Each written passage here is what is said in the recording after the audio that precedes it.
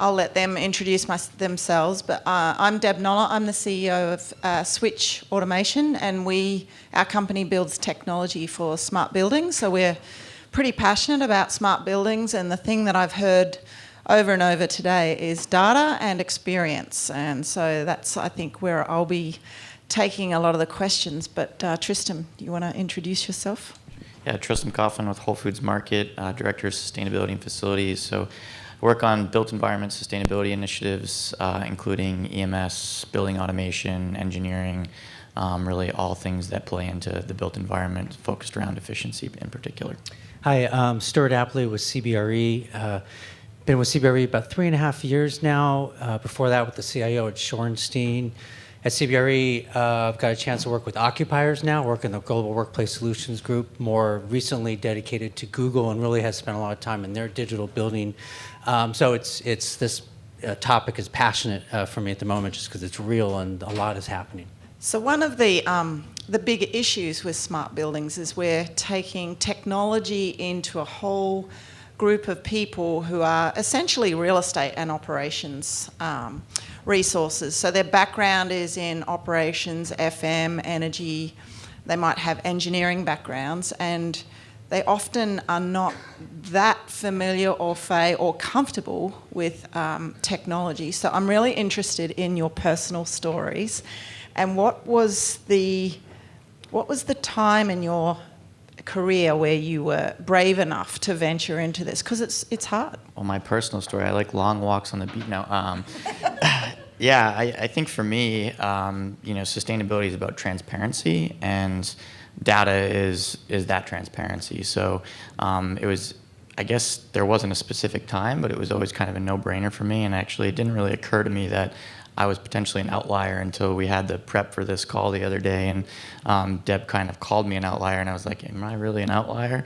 And quite honestly, I think part of the reason I'm an outlier is that people are, one, opposed to change, but two, opposed to conflict. And as you were just alluding to, and we were having this conversation earlier today, is the fact that when you provide that level of transparency, you inevitably create some sort of conflict, and people don't like conflict. So if you are Switch Automation, for instance, and you're creating that transparency for a building tenant or a building owner, and they then have to take that information to their service provider or the building engineer, whoever that may be, and say, hey, we're seeing something that's not right here, and then they come in and try to fix it and can't fix it, then you start to see where that conflict starts to bubble up. So for me, I think maybe I'm just a trailblazer in that I don't mind dealing with the conflict and trying to overcome it, because it's only going to make us all better and provide better spaces for people to occupy. Yeah, Tristan was one of the first people that we've ever met that said, you don't need to show me the ROI.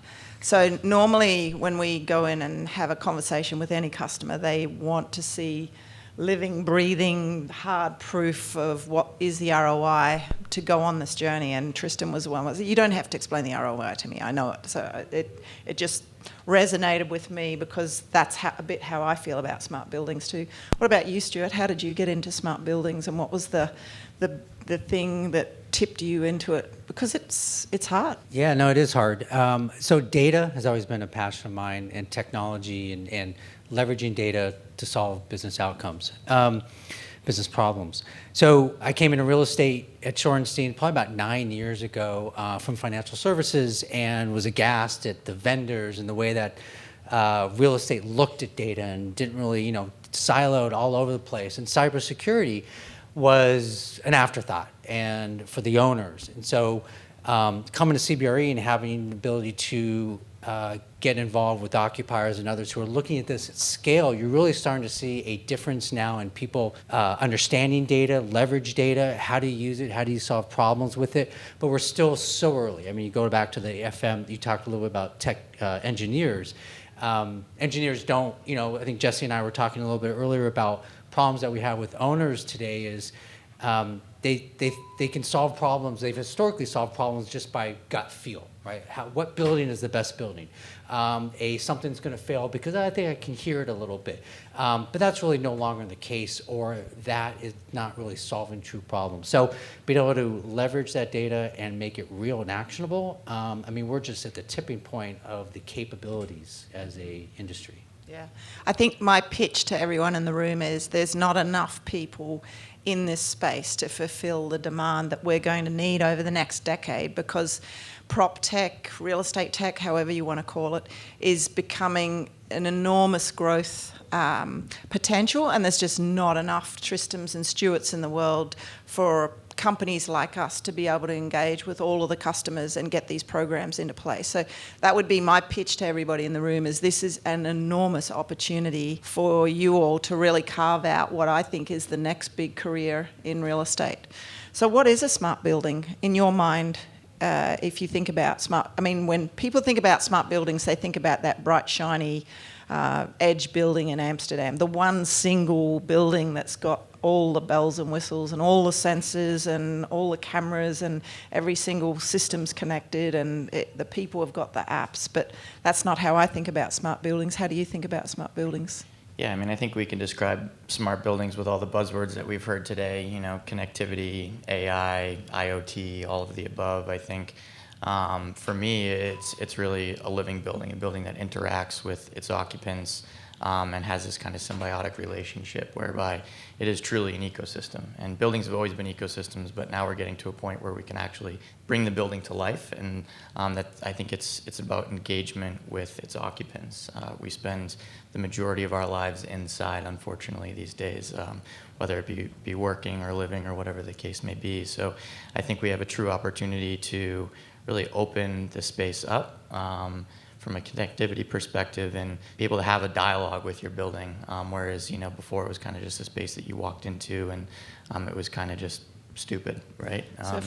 So if you think about 5 years from now, what would your ultimate goal be for Whole Foods portfolio? If you could draw out where you'd want to take that portfolio in 5 years' time, what would be the ultimate for you? Yeah, I think for us, part of the way I've framed what I do for folks is that the products that we sell on our shelves go through a very stringent review process, and that's all aligned with our quality standards. So what I'm trying to do is make sure that our buildings that we're selling those products in are just as sustainable and provide that same level of wellness and interactivity with our customers and our team members that are working and shopping in those buildings. So I don't know exactly what that roadmap looks like. I think in the immediate, it's about taking a number of disparate systems and connecting them and making sure that they talk to one another to create a better space for folks to work and shop in.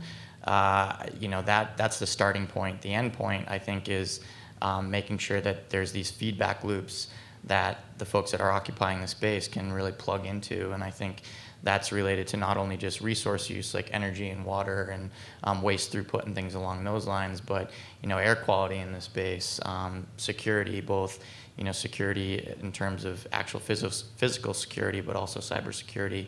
All these different feedback loops that I think people are thinking about but aren't able to tangibly interact with. Are you thinking as far as taking that data and sharing that data with your customers, like being that transparent? Yeah, I think eventually, that level of transparency is something that our customer base, probably more than others, seek out. And some folks are more interested than others. So how we get to a point where we're sharing it in a way that it interests our stakeholders is still very much to be determined. But I think that's why we're looking for partners like Switch and others that are probably in the room today that I haven't had conversations with that can really kind of blow that door open. What about you, Stuart? What's a smart building to you and maybe your customers? It's very similar. It is really, like you said, interacting with a building's alive, and it's also personalization of a building. So a couple examples might be there's a building that work at down in Sunnyvale where, and you've seen around, there's shades that are automatic, and they don't just come on at certain times, but they come on when the weather is changing. So it might be cloudy that day, and so they might come up or they might come down. And so that building is is living almost, right? Then there's personalization part. So using some of these apps, well, those are using data coming from a building to be able to say, okay, it knows I'm always going to book this one conference room, or I like the temperature in a certain area, or this parking space is where I always like to park, and kind of recommend certain things. So that's an idea of personalization. So it is all about using the data, though. And that's really what SMART is using the data to be living and personalized for you, because everyone's different. So is that just you, or your clients are expecting access to that data? So, okay, so from the client, so if you take from an occupier perspective, I think what people are starting to realize now, and this segue goes back to the cybersecurity conversation earlier, is that people are starting to realize that the devices historically have not been secure. Security was never at the forefront, or it was always an afterthought for some of these devices. And so people are realizing that they want to interact with the building, but they've got to get that foundation going. So there's a lot of audits happening now globally for a lot of companies. So if you're looking for a job, IoT, auditing, cybersecurity, there's a lot of demand for that right now. So there's a realization that they need to do something, because if they want to have an app, but cybersecurity for a company, like Jesse said, you don't want to be in the papers. So our clients right now are focused on that a lot, and therefore then the tenant experience, which you can't do properly if you don't have data coming from that building or from that conference room or any sensor to interact with that tenant, whether it's an occupier or a multi-tenant building. Mm-hmm. We hear a lot from our customers about machine learning and artificial intelligence, but the reality is, and I'm not sure if this is your experience, that most of our clients are exactly where you've just described. It's like, I just need to understand what are the systems that I've got that are connectivity ready. Is that your experience? Yeah. Oh, yeah. There's a lot of stuff happening in AI too, but a lot of people really aren't at that level yet. They're just saying, okay, well, what can I do with sensors? So if you bring it down to a very crisp, understandable use case, and sensors are a good example, people start to understand that, and then they take a step back and say, oh, but is my building secure? Or PII data, if I put a camera or a sensor, is that going to be an issue with employees? And certain companies are really more focused on that than others. So yeah, I think we're starting to see a real understanding and grasp for that problem and trying to solve that problem at the moment. And Tristan, you're in a very large organisation where it would be very easy just to expect it to come from the top down, but you're driving this program from the grassroots and doing what you can within your realm of control. So that's a pretty brave step. How did you go about getting the buy-in from the organisation?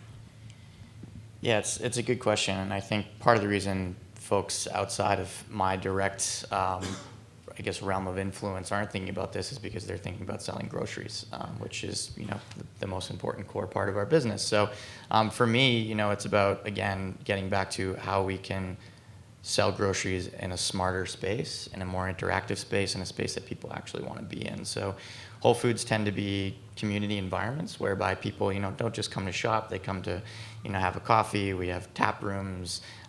We've seen in natural disaster events, people actually flock to Whole Foods because it's a familiar space. And, we try to build and design for resiliency, so that also plays into the equation. So I think all of this has kind of led me to the next step. And if you're not looking, 10 to 15 years forward, then, you're going extinct as you sit here and, think to the past essentially, or maintain the status quo, I guess you could say. So for me, it's about thinking forward, and then if I understand the ROIC, then I feel like I can pitch it to the powers that be that are making the decisions. And it's not because I have personal deep pockets that has led me to the point that you made before, that I don't need to know the ROIC. I already know it. It's not that I don't need to understand it. I know that there is an ROIC, and that's the point. Then I just have to take that knowledge and be able to translate it across the industry. And I think, to your point before, that's where we need more folks, is that folks that can take that and translate that language out to the broader masses, so that they can begin to adopt the future, essentially, in the direction that we're going. So if you think about the results that you'd love to get over the next 12 months and the ones that would really resonate with your management, that would really see them getting excited about this, what are you hoping to achieve over the next 12 to 18 months? Yeah, I think the foundation for the ROIC is, of course, resource reduction and operating expenses. If you can prove that, then, there's the value. I think there's all these intrinsic values that we don't often speak about, like I said, and it's just that personalization of the building space that doesn't necessarily have an ROIC on paper per se, but it does when you start to see occupancy grow, customers and sales grow as a result of that space being better and more interactive. It's team member retention in our spaces, and I think all of that is related to that transparency and feeling like there is connectivity, not just of data, but the people within the building and the data that's serving. And if we've heard a lot about experience today, I think, Stuart, for you, probably your clients, workspace and experience, that's probably one of the major motivators for going down the whole smart building program. Definitely in the Bay Area. It's probably the poster child for that. Where it's a requirement almost, especially for the tech companies, to drive to keep talent. They do want those amenities. They do want the experiences. They want to interact with the building. So and we're seeing more and more of it across the country too. The experience. And earlier there was a conversation, about the difference between the workplace experience and workplace as a service. This really gets back to the experience, which is the design of the building, which also leverages the IoT devices in that, but it really is about the design and how people use their space to do the work they need to do. So what kind of smart building technologies do you think will feed back into, that experience? Well, sensors are the obvious ones, right? And it can be motion sensors, CO2 sensors for are we using the space correctly? So here's an example: when CBRE moved from 101 California, some old space, into Salesforce Tower, spent about a year and a half before that. They did a count of how many people were actually in the office and how they were using the space. There's someone walking around counting and saying, how much are they doing? Well, today, you don't need to do that, right? You can have sensors that are tracking it every day, every second, to be able to use that data over time and use algorithms to say, okay, a certain number of people come in a certain day. So we're starting to see more understanding of those technologies to utilize the space in the right manner for whatever that company is, because every company is different in how their culture wants to interact with that building. Is sustainability or saving money important to your clients? A few clients I work with, saving money is not the number one thing. It really is scale and accommodating growth. And sustainability is very important. So I think sustainability is there across all clients. And saving money really is there in the end. And there are definitely use cases for IoT smart buildings to be able to predict when an asset might go bad before it actually goes bad, to save money. It's a lot cheaper to replace in advance than when it breaks. And so now you're starting to see people understand those use cases. And you can't get there unless data is properly given off data. Unless a building is properly given off data, which is not the standard. You can't just put in, every BMS you put it in, and it doesn't mean you're getting data from it to be able to make action. So people are starting to understand those things, but it's still very early for those two, what we call digitally driven FM use cases. Yeah, that's definitely our experience too. Is occupant comfort is the number one driving sort of force for most people that are on the early days of smart buildings. They all want to save energy because if they can, but they can definitely save more in averted maintenance call-outs if they get the occupant comfort right. What about you, Tristram? How does smart buildings impact the experience? Because I think most of us probably don't think about Whole Foods. We all know Whole Foods is an experience, but we probably don't think about technology being part of that.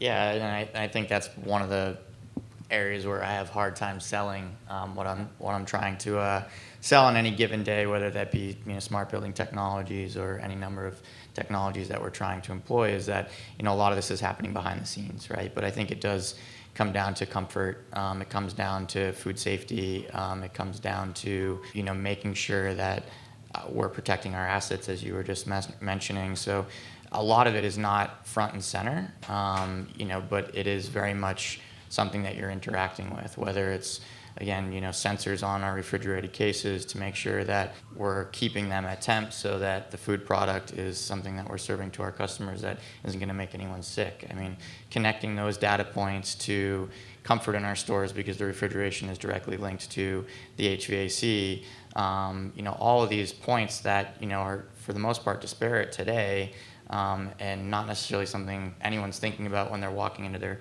local Whole Foods or grocery store and going to grab their milk or eggs. But these are all critical points that, whether you believe it or not, are front and center for you.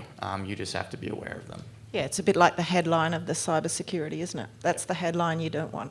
Yeah. Exactly. What are the major challenges when you're developing a smart building strategy? Stuart, you might want to talk about some of the big clients that you're working with. I'm sure that there's some pretty big challenges there. Yeah, I mean, going back to your comment about saving money, I mean, cost is a concern for some. How much does it cost me to put in these sensors? And so cost, security, it's probably the number one, and talent. Talent in a couple different ways. One is the engineers and FM, facilities management or engineering, to understand how to use data in that building, to understand what controls is, because a BMS, building management system, and then an automated building management system or automated elevator are different, and the IP information around there is different. The skill set's not there. And then even the MEP, mechanical engineering, contractors, as you build new buildings, you start to think about it, even they are not up to snuff as far as truly understanding what building controls mean and how you interact it. So a skill set, knowledge, I think that's a challenge for a lot of people right now, and again, getting back to paying for it for a lot of clients. Mm-hmm. And Tristan, your challenges? Yeah, I mean, I would echo the same thing, I think, and just add a few others. Everyone and their brother from a hardware or software perspective says that, oh yeah, we're open protocol, you can connect to us really easy, we have an API, and then, we've gone through this personally together. The reality is that's not the case. Talent is a huge issue, from implementation to service to commissioning and all the way through. All these technologies exist, but how you actually implement them and get them to work to your advantage.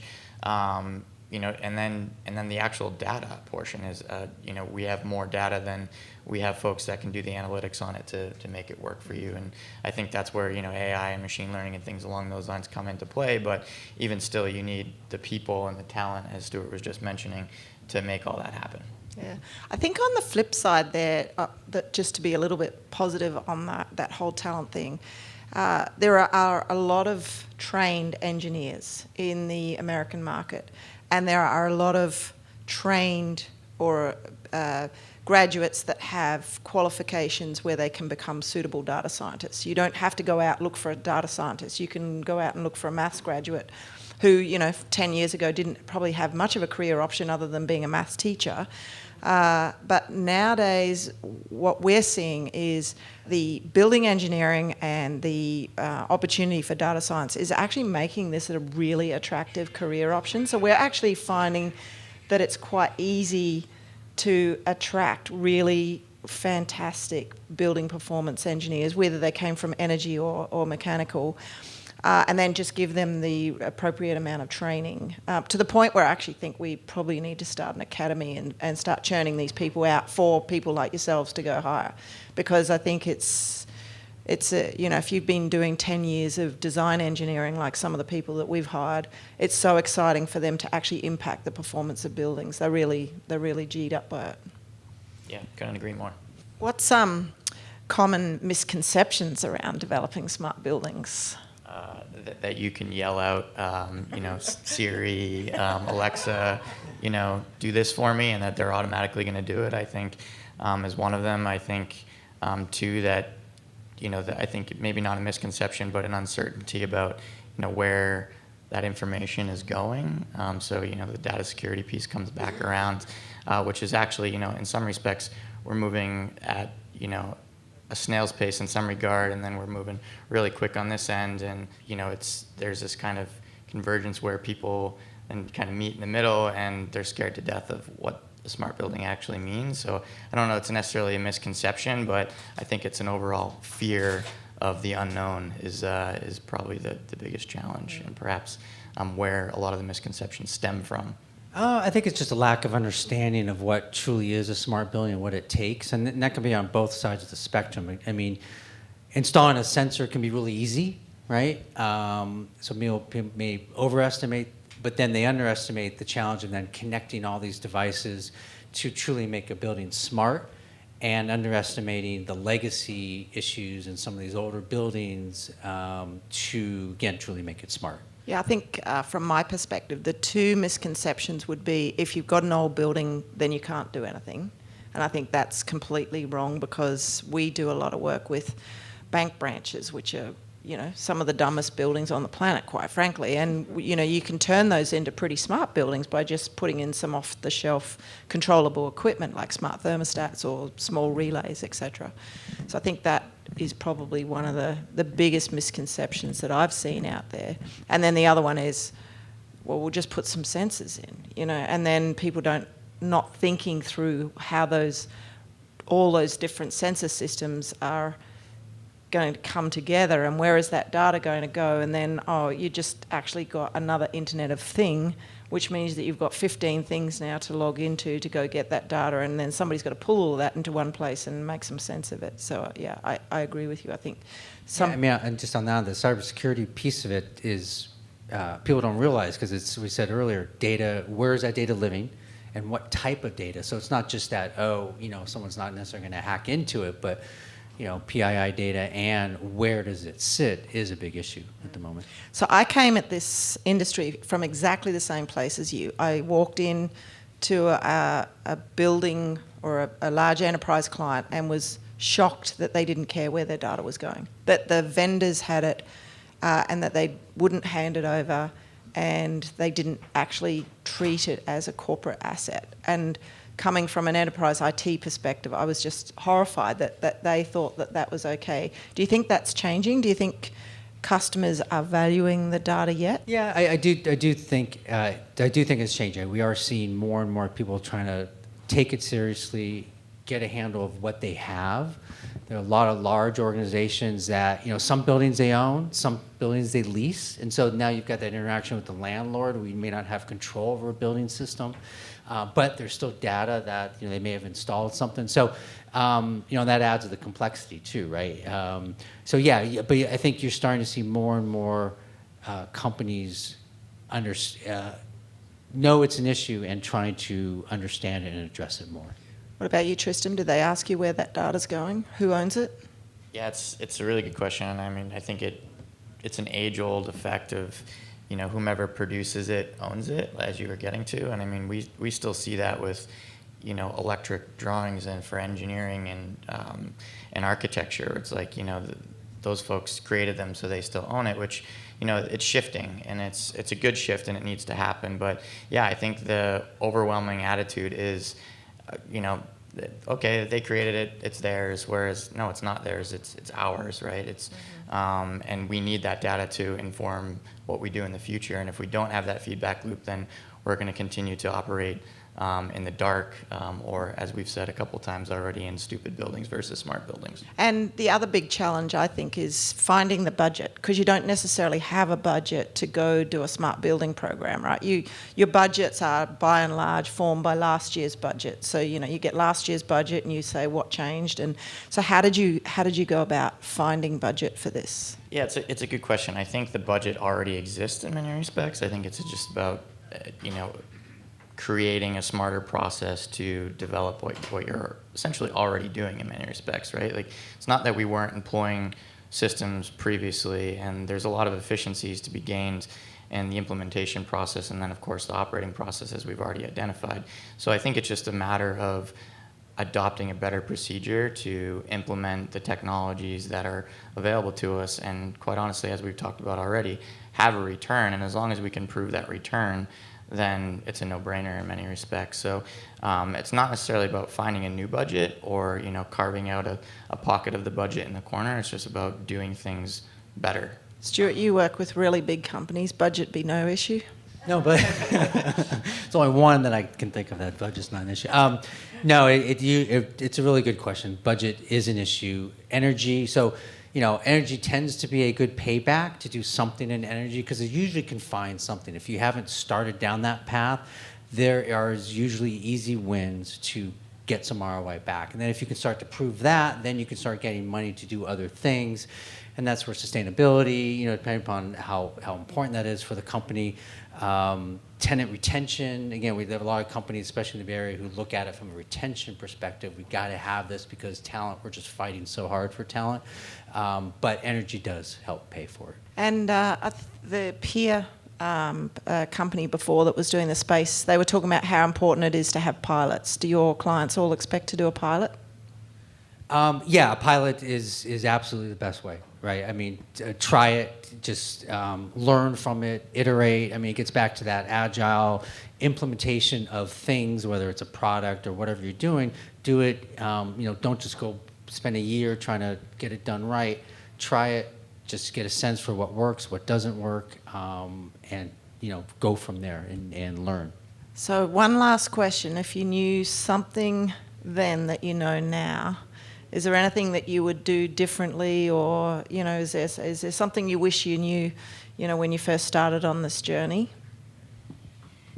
Yeah, I mean, I would make sure that every device, hardware, software platform that we've employed in the last 10 years, because they have a fairly long asset life on them, was open protocol, and that there wasn't any proprietary,